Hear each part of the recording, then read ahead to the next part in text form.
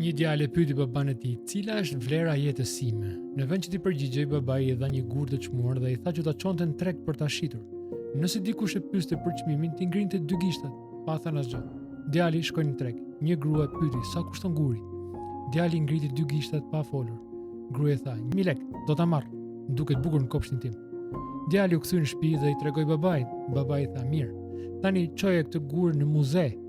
Kur përgjithësi në muzeu të pyes për çmimin, mos thuaj asgjë, vetëm ngri 2 gishta. Djali bëri siç i tha babai. Kur përgjithësi e pyeti sa do kushtonte për muzeun, djali ngriti 2 gishtat dhe nuk foli. Burri tha, 20000 lekë, do ta marrim.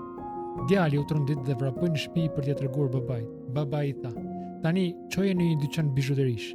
Tregoje pronarit gurin dhe kur të pyes për çmimin, mos thuaj asgjë, vetëm ngri 2 gishtat. Djali shkoi në dyqanin e bizhuterive. Pronari e pa gurin dhe tha, ky është një nga guret më të rrallë dhe më të bukur në botë. E dua patjetër, sa e shet? Djali ngriti 2 gishtat pa folur. Pronari tha, 200000 lekë, do ta blej. I habitur, djali vrapoi në shtëpi dhe i tregoi babait për burrin që donte ta blinte gurin për 200000 lekë të reja. Babai i tha, tani e kupton vlerën e jetës tënde? Në treg, guri vleti vetëm 2000 lekë, në muze 20000 lekë, por në duart e ekspertit, ai zbuloi vlerën e vërtetë të tij, 200000 lekë. Bibla na mëson të njëjtën gjë. Ne jemi krijuar si mos shëmbulltyrës së Perëndis, thot tek Zanafilla 1:27.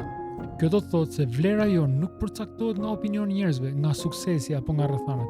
Ajo përcaktohet vetëm nga çmimi që Jezusi pagoi për ne, jeta e tij. Në sytë e njerëzve mund dukemi si një gur i zakonshëm, por në sytë e Zotit jemi një diamant i çmuar për të cilën ai dha gjithçka.